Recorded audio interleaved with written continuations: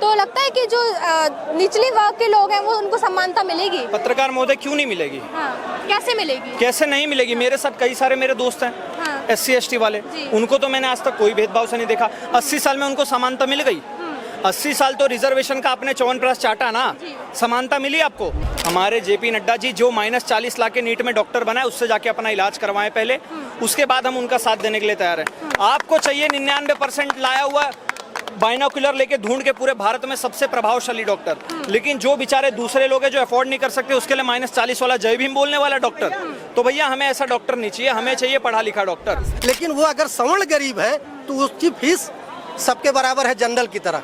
SC ST के बराबर उसकी फीस क्यों नहीं है? मतलब SC ST वाला जो गरीब है वो फार्म निःशुल्क भरेगा, 1/3 फीस देगा, और जो EWS कोटा का सवर्ण है वो पूरी फीस देगा। आपके द्वारा घोषित गरीब फीस उसके बराबर देगा। भाई आरक्षण से उठ गए क्या? वही तो मैं पूछना चाह रहा हूँ। तो उनकी कोशिश की जा रही है, वो कितना तो 80 साल तक तुम कोशिश करके कौन सा तीर मार लिया? कल तक जो नाली साफ कर रहा था वो आज भी नाली साफ कर रहा है। कल तक जो सड़क पे झाड़ू लगा रहा था वो आज भी सड़क पे झाड़ू लगा रहा है। तुमने बल्कि आरक्षण का बीज बोकर हिंदुओं में इतना ज्यादा बंटवारा कर दिया है, इतनी ज्यादा एक दूसरे के प्रति नफरत पैदा कर दी है कि अब वो संभव ही नहीं हो पा रहा है कि आरक्षण हटाने के लिए एकजुट हो जाए सब। नमस्कार, आप देख रहे हैं नेशन 99। मैं हूं आपके साथ टिया गंगवार। मौजूद की अभी हमारे जंतर मंतर पे है। जंतर मंतर पे आरक्षण हटाओ और रिजर्वेशन के लिए UGC को लेके काफ़ी लोग यहाँ पे मौजूद हैं। हमारे साथ ऋषिकेश सर हैं, उनसे बात करेंगे कि क्या बोलना चाहेंगे रिजर्वेशन को लेके। UGC रोल बैक यहाँ पे अभी तक एंट्री नहीं दी गई थी, अभी एंट्री दी गई है। मैडम पहली बात तो हम यहाँ पर आरक्षण हटाने की मांग के लिए नहीं आए, हम उसमें रिफॉर्म हो जाए जो सबके हित के लिए हो, हम उस चीज़ के लिए आए हैं। और एंट्री देना तो इनकी मजबूरी है, जब ये देख रहे हैं कि भीड़ दिन ब दिन बढ़ती चली जा रही है, हमारे कंट्रोल से बाहर आ रही है, इनको एक जगह के अंदर कैप्चर करके रखना है, तो दे दिया परमिशन इन्होंने। और ये भी तरीके से आप देखोगे मोस्ट ऑफ द पुलिस वाले बिंदास घूम रहे हैं, आपस में बातचीत करने में लगे। उनको पता है कि ये वो लोग हैं जो हमारे ऊपर पत्थर नहीं चलाएंगे, इनको पता है ये वो लोग हैं जो भारत माता के खिलाफ गंदी बातें नहीं करेंगे, किसी भी धर्म को टारगेट नहीं करेंगे। हम अपना पर्टिकुलर मुद्दा लेकर आए हैं और हम उसी मुद्दे पे अभी तक बात कर रहे हैं लगातार। लेकिन जिस तरीके से आपने बोला रिजर्वेशन हटाने के मुद्दे पे आप नहीं आए हैं, तो आप क्या फिर मांगे? देखो हमारी मांग है कि क्रीमी लेयर आना चाहिए, जो ऑलरेडी बड़े लेवल पे पहुंच चुके हैं IAS IPS, उनसे रिजर्वेशन लेके जो सच में गरीब शोषित वंचित है उनको मिलना चाहिए। क्योंकि खुद SC वाले जो बड़े बड़े लेवल पर पहुंच गए वो दूसरे जो बेचारे गरीब SC हैं उनका हक खा रहे हैं। हम यहाँ पर किसी पर्टिकुलर स्वर्ण समाज के लिए नहीं आए, चाहे वो SC हो, चाहे ST हो, चाहे OBC हो, चाहे जनरल हो, हम सबके हित के लिए आए कि अगर आरक्षण मिले तो वो आर्थिक आधार पर मिले, सबको मिले। लेकिन अगर जिस तरीके से आपने बोला कि जातिवादी के अकॉर्डिंग हट जाए, तो लगता है कि जो निचले वर्ग के लोग हैं वो उनको समानता मिलेगी? पत्रकार महोदय क्यों नहीं मिलेगी? हाँ, कैसे मिलेगी? कैसे नहीं मिलेगी? मेरे साथ कई सारे मेरे दोस्त हैं SC ST वाले, उनको तो मैंने आज तक कोई भेदभाव से नहीं देखा। 80 साल में उनको समानता मिल गई। 80 साल तो रिजर्वेशन का आपने 54% चाटा ना, समानता मिली आपको? तो जब 80 साल में आपको रिजर्वेशन होते हुए समानता नहीं मिली तो एक बार हटा कर देख लो। हम उस चीज का आश्वासन दे रहे हैं ना कि आप रिजर्वेशन हटाओ, हम आपको समानता देंगे। हटाओ तो सही, हम तैयार हैं EWS छोड़ने के लिए। आप भी रिजर्वेशन में बोलो रिफॉर्म होना चाहिए। लेकिन जिस तरीके से बोला जाए, आपने बोला कि आर्थिक रूप से होना चाहिए, आर्थिक रूप के लिए तो EWS जैसे आपने बोला वो है ना। मैडम हमें नहीं चाहिए EWS, आप EWS अपने पास रख लीजिए, हमें नहीं चाहिए। एक तरफ आप बोलते हो कि हम चाइना बनना चाहते हैं, अमेरिका बनना चाहते हैं, जिस देश का नाम लेते हो उस किसी भी देश में आरक्षण नहीं है। हमारे भारत में आरक्षण का दीमक डाल के इन्होंने इस तरीके से खाया भारत को कि अब हमारा भारत श्रीलंका और नेपाल की और बांग्लादेश की तर्ज पर चल रहा है। तो भैया हमें चाहिए हमारा भारत चाइना बने, हमें चाहिए हमारा भारत USA बने, और उस चीज़ के लिए आरक्षण में रिफॉर्म आना एक बहुत जरूरी चीज़ है। जिस तरीके से आपने बोला आरक्षण की जरूरत नहीं है, लेकिन वो जो इतने सालों तक प्रताड़ित रहे थे वो लोग, उन लोगों को दबाया गया, तो उनको अब जब उठाने की बात की जा रही है तो फिर स्वर्ण समाज को इतनी दिक्कत क्यों है? पत्रकार महोदय हमें कहाँ दिक्कत है? आरक्षण से उठ गए क्या? वही तो मैं पूछना चाह रहा हूँ। तो उनकी कोशिश की जा रही है, वो कितना? तो 80 साल तक तुम कोशिश करके कौन सा तीर मार लिया?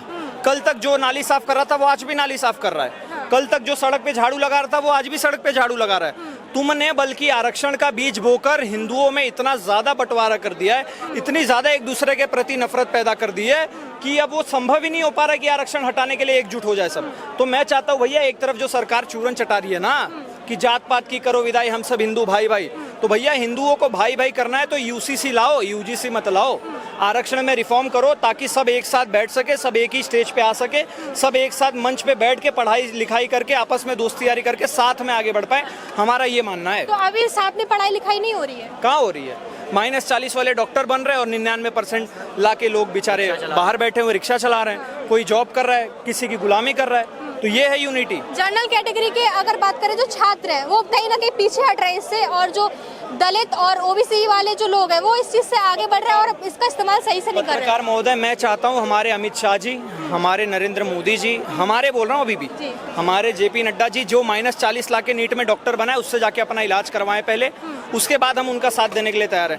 आपको चाहिए 99% लाया हुआ बाइनोकुलर लेके ढूंढ के पूरे भारत में सबसे प्रभावशाली डॉक्टर, लेकिन जो बेचारे दूसरे लोग हैं जो अफोर्ड नहीं कर सकते उसके लिए -40 वाला जय भीम बोलने वाला डॉक्टर।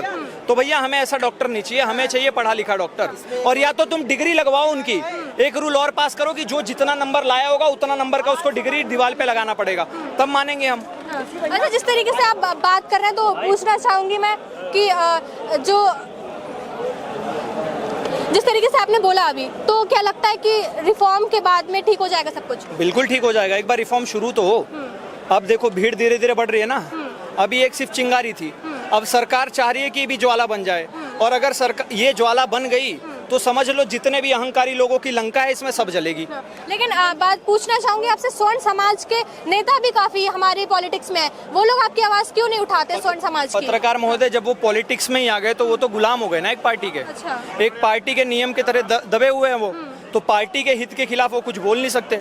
बहुत सारे बड़े बड़े लोग थे यूजीसी में भी, आधा से ज्यादा ब्राह्मण ही भरे हुए थे जिसने बिल का समर्थन किया था। तो ऐसे लोगों को मैं ना ही अपने समाज का मानता था, ना ही मानता हूँ और ना ही कभी मानूंगा। अच्छा, बात की जाए स्वर्ण समाज के जितने भी लोग हैं उनको कैसे फायदा मिल जाएगा अगर ये रिजर्वेशन जो और यूजीसी सब हट जाएगा? पत्रकार महोदय, तो हमें 1100 रुपए फीस नहीं देनी पड़ेगी ना, और या तो फिर 1100 सबको फीस देनी पड़ेगी। तो अगर जनरल कास्ट वाले आगे बढ़ रहे हैं, शेड्यूल कास्ट वाले आगे बढ़ रहे हैं, सब एक साथ मिलकर आगे बढ़ रहे हैं, तो उससे हमारे भारत का ही विकास होगा, किसी का नुकसान नहीं होने वाला। एक बार सरकार रिफॉर्म करके देख ले, 10 साल के अंदर सरकार को खुद रिजल्ट पता चल जाएगा कि हमारा भारत पहले विकसित था या अब विकसित हो रहा है। लेकिन स्वर्ण समाज को तो बोला जाता है कि वो कैपेबल है 1100 रुपए देने के लिए। कैपेबल हैं तो तुम कैपेबिलिटी को साबित कहाँ करने दे रहे हो? 1100 रुपए देने के बावजूद तो हमें एडमिशन नहीं मिल रहा ना, 90% लाने के बावजूद हमें एडमिशन नहीं मिल रहा। हमारे हक का -40 ला के कोई खा के चला जा रहा है। एक एग्जाम आ रहा है नीट का, उसमें किसी ने मोदी जी की माता जी को गाली दे दिया, योगी जी की माता जी को गाली दे दिया, अमित शाह के माता जी को गाली दे दिया, फिर भी उसको -40 नंबर मिल जाएगा और वो पास हो जाएगा। तो भैया अगर आप चाहते हो ऐसा डॉक्टर तो आप अपना इलाज करवाओ, हम तो नहीं चाहते। अगर बात करें नेताओं की, क्या वो ऐसे डॉक्टर से इलाज करवाना चाहेंगे या विदेश भागेंगे? ये संभव नहीं है ना, इसीलिए रिफॉर्म चाहिए। आप ये बताइए कि अगर आरक्षण पूरी तरह से आरक्षण लागू कर दिया जाए, अभी आप मेरी बात को समझिए पूरी तरह मैं क्या कह रहा हूँ। जैसे आरक्षण जो है इस वर्ग से आने वाला जो -40 वाला डॉक्टर है, उसके लिए पढ़ाने के लिए शिक्षक भी आरक्षण कोटे वाला, डॉक्टर भी, अस्पताल भी सब आरक्षण का हो जाए, वो उसी में पढ़ेंगे, उसी से इलाज कराएंगे। क्या ऐसा संभव है?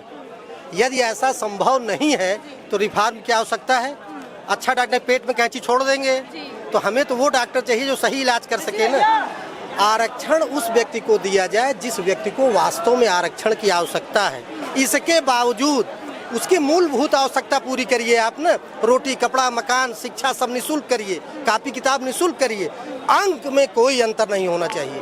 क्वालिफाइड आप किसी जगह आप एडमिशन लेना है तो चाहे जिस कास्ट का हो, अगर उसके पास पैसा नहीं उस गरीब को, उसको हमारे बराबर पैसे वाले सबल व्यक्ति के बराबर सुविधाएं दी जाएं, लेकिन अंक में कोई वरीयता न दी जाए। यही सरकार EWS ले आई, उस आरक्षण कोटे से नहीं लाई, इसी जनरल कोटे से आप EWS कर दिए। तो वो जो वीकर सेक्शन आपने कर दिया, उस वीकर सेक्शन की जो फीस है फार्म की और पढ़ने की, वो जनरल के बराबर है। आप उसको एक तरफ वीकर सेक्शन मान रहे हो, गरीब है, लेकिन वो अगर सवर्ण गरीब है तो उसकी फीस सबके बराबर है जनरल की तरह। SC ST के बराबर उसकी फीस क्यों नहीं है? मतलब SC ST वाला जो गरीब है वो फार्म निःशुल्क भरेगा, 1/3 फीस देगा, और जो EWS कोटा का सवर्ण है वो पूरी फीस देगा। आपके द्वारा घोषित गरीब फीस उसके बराबर देगा। भाई इसमें रिफॉर्म नहीं चाहिए?